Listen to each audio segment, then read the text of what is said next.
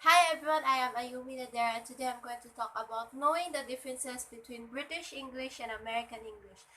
Today I'm going to give some introduction, grammar differences, spelling differences, and vocabulary differences of British English and American English. Here's the introduction of British English and American English. The British actually introduced the language to the Americas when they reached the land by sea between the 16th and 17th century. Noah Webster, an author, politician, and teacher, started an effort to reform English spelling in the late 17th century. He allegedly changed how the words were spelled to make the American version different from British as a way of showing cultural independence from its mother tongue.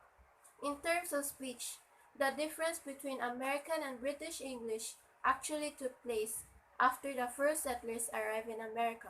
This group of people spoke using what was called rhotic speech, where the R sounds of words are pronounced. Spelling differences of British English and American English. First is anemia, diarrhea, and encyclopedia. As what you can see in British and American, they have OE and AE in these words, while in American only has E. And next is burn, dream, and nip. In British, they ends with T, while in American ends with ED. And in British English, defense, offense, and license have ENCE, while in American they have ENS. So now we'll have vocabulary differences of British English and American English. Here we say jeans, but in British they say trousers, while Americans say pants. And if they will find somewhere to live, British say flat, while American says apartment.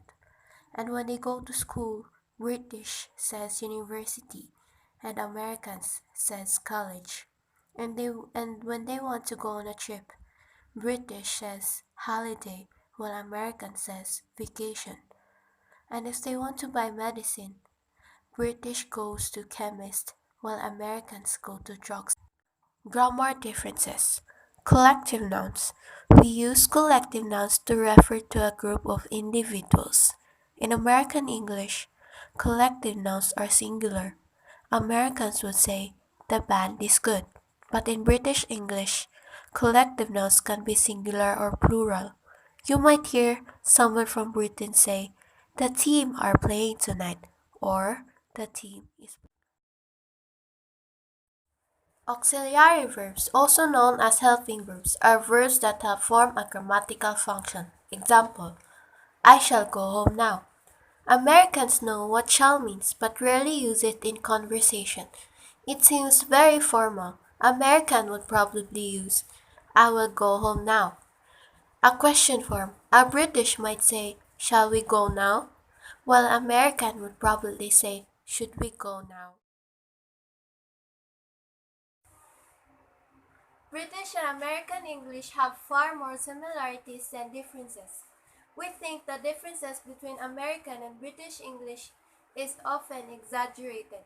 Americans and British can usually communicate with each other without too much difficulty, so don't be hard on yourself if you are unable to memorize the nuances of both languages. Thank you for watching Knowing the Differences Between British English and American English. Don't forget to subscribe and like below. Thank you, signing out.